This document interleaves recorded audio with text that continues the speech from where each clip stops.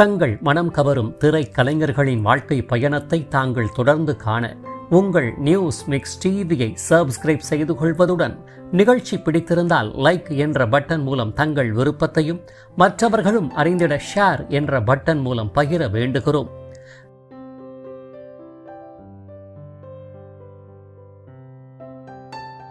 News mix TV தங்கள் அனைவரையும் அன்புடன் வரவேற்கிறது.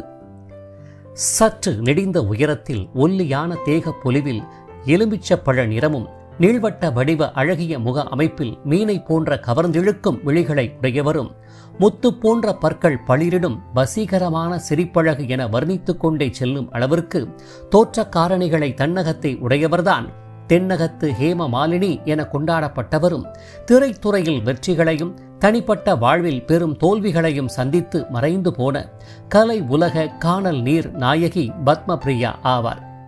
1970 ஆண்டு முதல் 80 ஆண்டுகள் வரை கன்னடம் தாய்மொழியாயினும் தமிழ், தெலுங்கு, மலையாளம் மற்றும் கன்னடம் என பன்மொழி திரைப்படங்களில் பலம் வந்து ரசிகர்களின் மனதில் பேரிடம் பிடித்தவர். ரசிகர்களால் கன்னடத்து ஆப்பிள் என வர்ணிக்கப்பட்டவர்.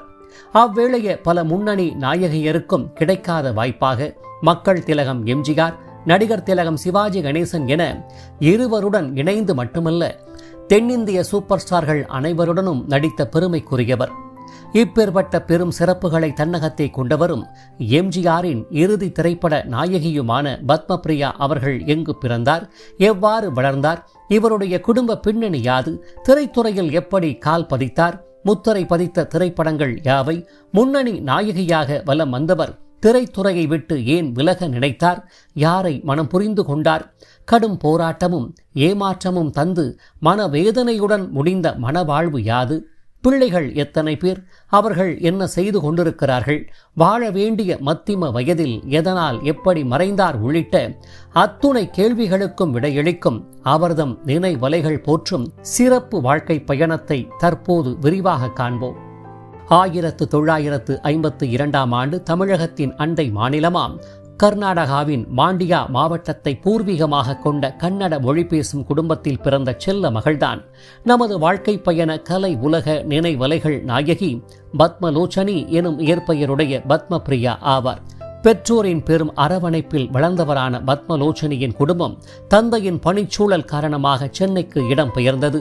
தந்தையானவர் பிரபல இயக்குனர் சி.வி. ஸ்ரீதர் அவர்களின் உதவியாளராக பணிபுரிந்தவரும் கூட.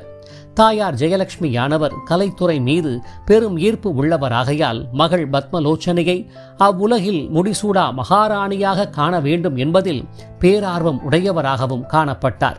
இதன் பேரில் சென்னை டி.நகர் பகுதியில் குடும்பம் வசித்து வந்த நிலையில் அங்கே பிரசித்தி பெற்ற பள்ளியில் தனது பள்ளி கல்வியை இனிதே தொடர்ந்து வந்த சிறுமி பத்மலோச்சனி அவர்கள் தாயாரின் விருப்பப்படியை சிறந்த நாட்டிய குருமார்களிடம் பாரம்பரிய நாட்டிய கலைகளையும் முறைப்படி கற்கலானார்.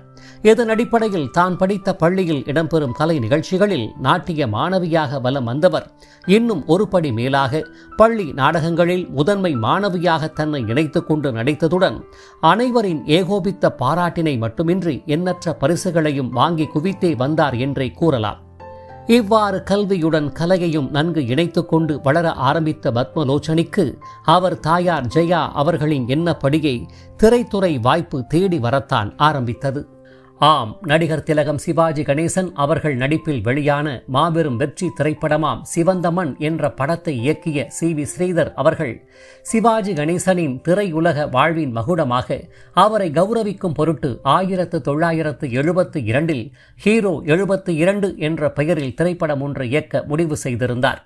அப்போது கதையின் நாயகியாக புதுமுக ஹீரோயின் ஒருவர் தேவை என்ற அடிப்படையில் வலை வீசி தேடி வந்த நிலையில்தான் தன்னுடைய உதவியாளர் மகள் பத்மலோச்சனியின் அழகிய முகம் சி.வி. ஸ்ரீதர் அவர்களின் நினைவிற்கு வரவே உடனே அவரை வரச் செய்து மேக்கப் டெஸ்ட், ஸ்கிரீன் டெஸ்ட் என திரை உலக சம்பிரதாயங்களை முடித்து ஒப்பந்தம் செய்தார். ஏற்கனவே திரை உலக நாயகியாக வேண்டும் என்ற கனவில் மிதந்து வந்த பத்மலோச்சனிக்கு கேட்க வேண்டுமா என்ன? கலை பறவையாய் சிறகடித்து வானில் மகிழ்ச்சிகரமாக பறக்க ஆரம்பித்தார். பத்மலோச்சனியை தனது மற்றொரு மகளாக பாவித்த சி.வி. ஸ்ரீதர் அவர்கள் தனது சொந்த மகள் ஸ்ரீபிரியாவின் பெயரில் உள்ள பிரியா என்ற பெயரை பத்மலோச்சனிக்கு சூட்டி திரை உலக பிரவேசத்திற்காக பத்மபிரியா என மாற்றியமைத்தார். இவ்வாறு பத்மபிரியாவாக மாறியவர் சிறுவயது முதலே தான் ஹீரோவாக ரசித்து வந்த நடிகர் திலகம் சிவாஜி கணேசனின் இணையாக முதல் திரைப்படத்திலேயே தோன்றி நடிக்கப் போகிறோம் என்பதை எண்ணி அகமகிழ்ந்துதான் போனார் என்றே கூற வேண்டும். இதன் பேரில் சித்ராலயா தயாரிப்பில் சி.வி. ஸ்ரீதர் கதை வசனம் மற்றும் இயக்கத்தில் முத்துராமனின் தங்கையாக சிவாஜி கணேசனின் இணை கீதா என்ற கதாபாத்திரத்தை ஏற்று தமிழ் திரை உலகில் முதலில் கால் பதித்தார் பத்மபிரியா அவர்கள். ஆனால் ஏனோ தெரியவில்லை, ஹீரோ 72 என்ற திரைப்படமானது சில சூழல்களின் காரணமாக 1973 அடைந்தும் வெளிவராமல் தாமதமாகிக் கொண்டே சென்றது. இவ்வேளையில்தான் கலை கனவுகளுடன் தான் அறிமுகப்படுத்தப்படவிருந்த பத்மபிரியா அவர்கள் முதல் திரைப்பட தாமதம் காரணமாக மனம் வருந்தக்கூடாது என்ற எண்ணத்தில் தான் அறிந்த இயக்குனர் மூலமாக தெலுங்கு திரை உலகில் கால்பதிக்க உதவி புரிந்தார் சி.வி. ஸ்ரீதர் அவர்கள். இதன் பேரில் 1974 சத்யா என்டர்பிரைசஸ் நிறுவன தயாரிப்பில் கே. வாசு இயக்கத்தில் வெளியான ஆடப்பில்லா தன்றி என்ற திரைப்படத்தின் வாயிலாக தெலுங்கு திரை உலகில் முதலில் அறிமுகமானார் பத்மபிரியா அவர்கள்.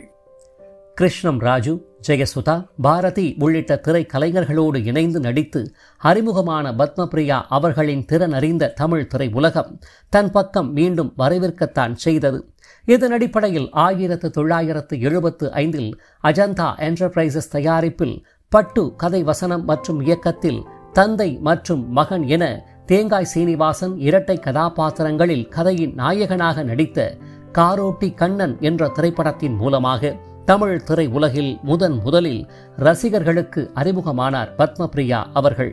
கே.ஏ. தங்கவேலு, எம்.என். ராஜம் மகளாக அத்தை மகன் கண்ணனாக தோன்றிய தேங்காய் சீனிவாசன் இணையாக கமலா என்ற ஹீரோயின் கதாபாத்திரத்தை ஏற்று ஆடல் பாடல் என அழகர தோன்றி ரசிகர்களின் மனம் கவர்ந்திருப்பார் அறிமுக நாயகி பத்மபிரியா அவர்கள். இதனைத் தொடர்ந்து தமிழக ரசிகர்களால் நன்கு வரவேற்கப்பட்ட பத்மபிரியா அவர்களை நோக்கி திரை நாயகி வாய்ப்புகள் படையெடுக்கத்தான் ஆரம்பித்தன. இதன் பேரில் முத்துராமனுடன் இணைந்து தியாக உள்ளம் என்ற திரைப்படத்தில் இணைந்து நடித்து திரைப்படம் வெளியாக உள்ள 4 தினங்களுக்கு முன்னர்தான் நடிகர் திலகம் சிவாஜி கணேசன் இணையாக இயக்குனர் சி.வி. ஸ்ரீதரால் நடிக்க வைக்கப்பட்ட ஹீரோ 72 என்ற திரைப்படம் சில பல காரணங்களால் 3 வருட தாமதத்திற்கு பிறகு வைர நெஞ்சம் என்ற பெயரில் வெளியாகியது. கீதா என்ற கதையின் நாயகியாக தோன்றிய பத்மபிரியா அவர்கள் எம்.எஸ். விஸ்வநாதன், கண்ணதாசன் பாடலிசை கூட்டணியில் டி.எம்.எஸ்., பி. சுசீலா வசீகர பின்னணியில் ஒலித்த செந்தமிழ் பாடும் சந்தன காற்று என்ற பாடலில் நடிகர் திலகத்துடன் தோன்றி அழகுற நடித்திருப்பார். வெற்றிகளை கண்ட இத்திரைப்படம் அமிதாப் பச்சன், ஜிஜேந்திரா, ஹேமமாலினி நடிப்பில் ஹெக்ரி சால் என்ற பெயரில் ஹிந்தியில் வெளியாகி வெற்றி வாகை சூடியது.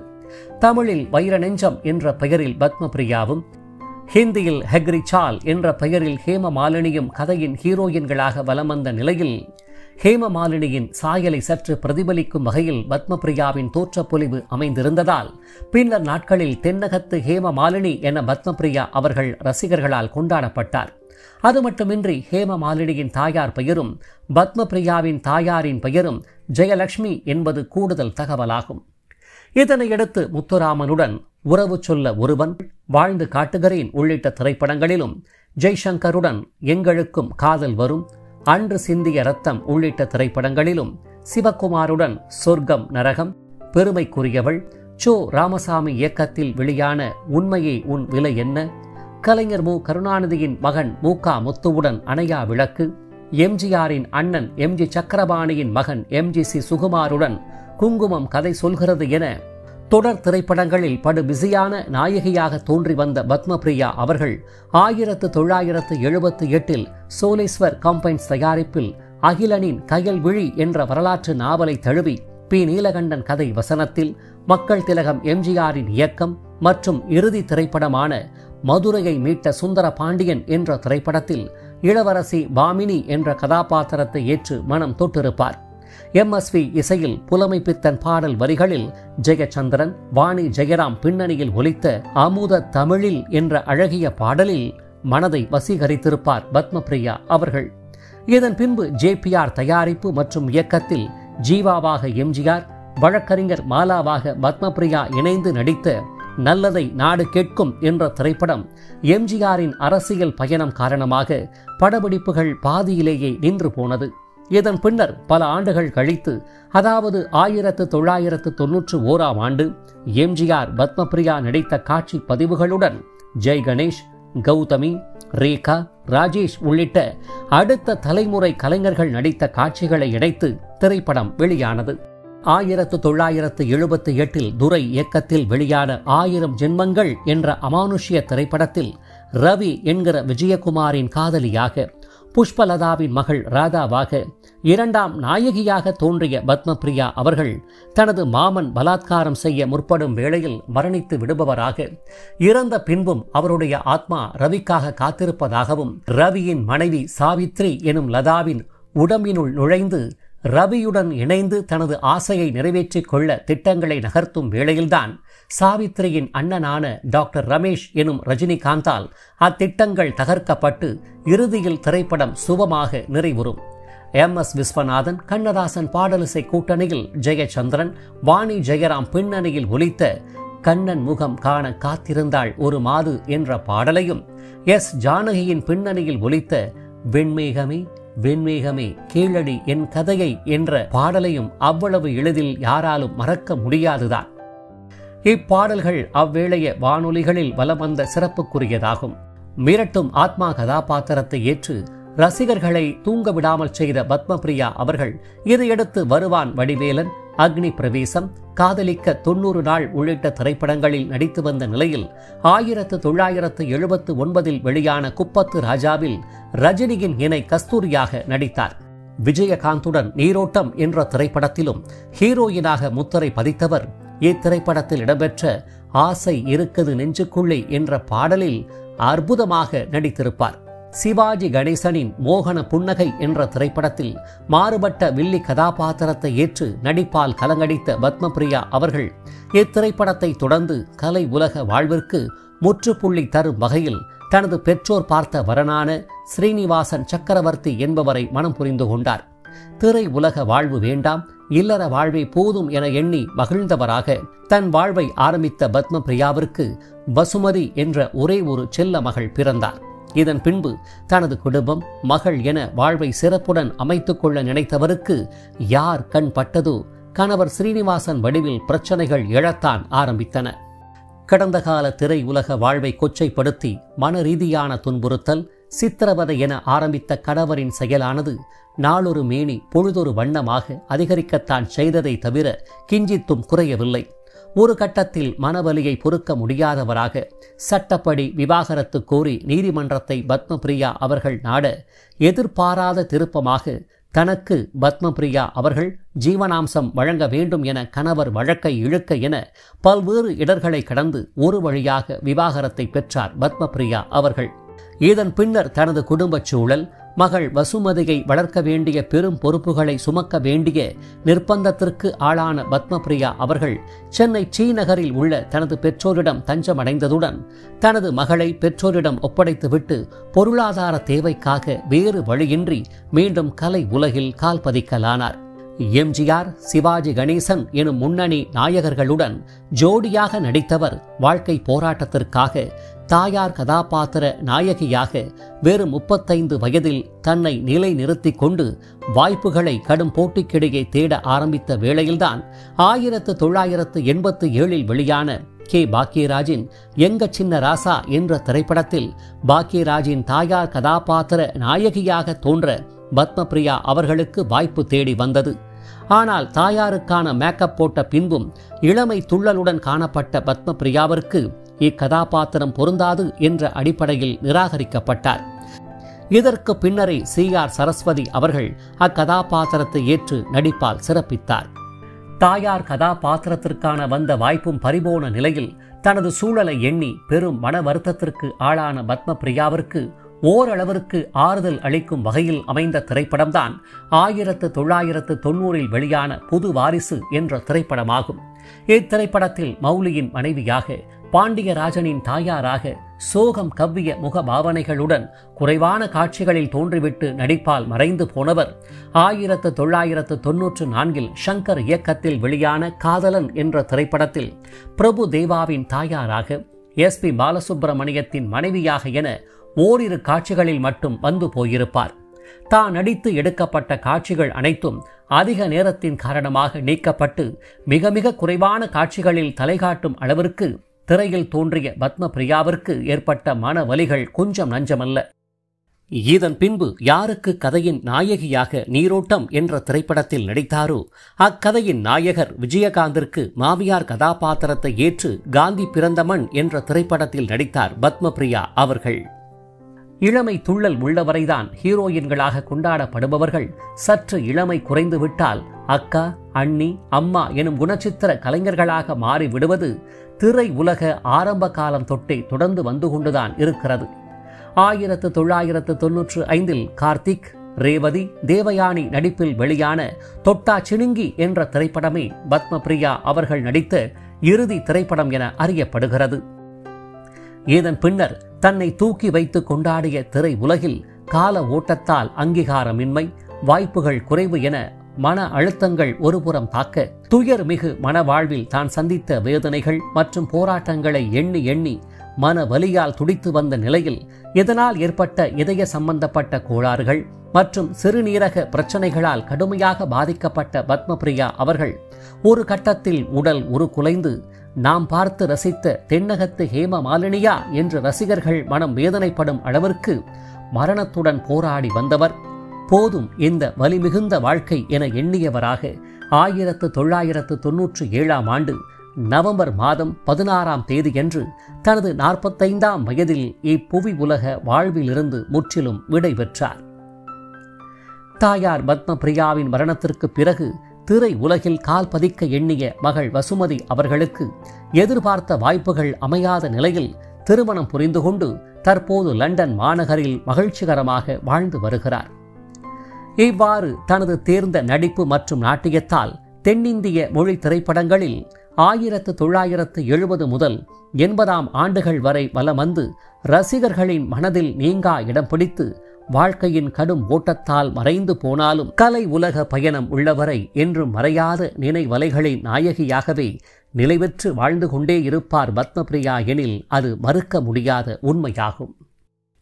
இவரை போன்ற மறக்க முடியாத ஞாபக அலைகளின் நாயகியர்களான இளமை காலங்கள் திரைப்படத்தின் மூலம் தமிழ் திரை உலகில் கால் பதித்து எண்ணற்ற பன்மொழி திரைப்படங்களின் ஹீரோயினாக வலம் வந்தவரும் கணவரின் கடும் கொடுமைகளுக்கு உள்ளாக்கப்பட்டு தற்கொலை வரை சென்று மீண்டவரும் தற்போது தனது 3 பிள்ளைகளுக்காக வாழ்வை அர்ப்பணித்துக் கொண்டு வாழ்ந்து வருபவருமான திருமதி சசிகலா அவர்களின் வாழ்க்கை பயணத்தை மேலே தோன்றும் இணைப்பின் மூலமாகவும் திரை உலகின் நடிப்பு ராட்சசியும் காமெடி, குணச்சித்திரம் என எக்கதாபாத்திரத்தை ஏற்றாலும் அதன்படியே வாழ்ந்து ரசிகர்களின் மனதில் பேரிடம் பிடித்தவரும் பிரபல எழுத்தாளர் உடனான காதல் வாழ்வை குடும்பத்திற்காக துறந்து பயணித்தவரும் இறுதியில் புற்றுநோயால் கடுமையாக பாதிக்கப்பட்டு ஒரு குலைந்து மறைந்து போனவருமான காந்திமதி அவர்களின் வாழ்க்கை பயணத்தை மேலே தோன்றும் இணைப்பின் மூலமாகவும் நடிகர் சஞ்சீவின் உடன் பிறந்த அக்காவும் கலை நாயகி மஞ்சுளாவின் மூத்த சகோதரி மகளும் பிரபல இயக்குனரின் காதல் மனைவியும் வெள்ளித்திரை, சின்னத்திரை என கலை உலகில் நாயகி, குணச்சித்திரம், வில்லி என எண்ணற்ற கதாபாத்திரங்களை ஏற்று வலம் வந்தவரும் மக்கள் சேவையில் ஈடுபட்ட போது எதிர்பாராத விதமாக மரணித்து போனவருமான சிந்து அவர்களின் வாழ்க்கை பயணத்தை மேலே தோன்றும் இணைப்பின் மூலமாக மட்டுமல்லாது தாங்கள் பார்த்து கொண்டிருக்கும் வீடியோவின் கீழே காணப்படும் டிஸ்கிரிப்ஷன் பகுதியில் பிரத்யேகமாக வழங்கப்பட்டுள்ள இணைப்புகள் வாயிலாக மேற்கண்ட மறக்க முடியாத கலை நாயகியர்களின் அரிய தகவல்கள் மற்றும் குடும்ப புகைப்படங்கள் நிறைந்த சிறப்பு வாழ்க்கை பயணத்தை தாங்கள் அனைவரும் முழுமையாக அறிந்து கொள்ளலாம். இவர்களைப் போன்ற மறக்க முடியாத நினைவலைகள் நாயகியர்களின் வாழ்க்கை பயணத்தை தாங்கள் தொடர்ந்து காண உங்கள் நியூஸ் மிக்ஸ் டிவியை சப்ஸ்கிரைப் செய்து கொள்வதுடன் பின்னர் வரும் பெல் பட்டனில் உள்ள ஆல் என்ற எழுத்தை தெரிவு செய்து கொண்டு தங்களின் விருப்பத்தை லைக் என்ற குறியீடு மூலமாகவும் கருத்துக்களை கமெண்ட் பாக்ஸ் வாயிலாகவும் பகிர வேண்டுகிறோம். காத்திருங்கள் மற்றும் ஒரு வாழ்க்கை பயணத்திற்கு. அதுவரை இணைந்திருங்கள் உங்கள் நியூஸ் மிக்ஸ் டிவியுடன். நன்றி.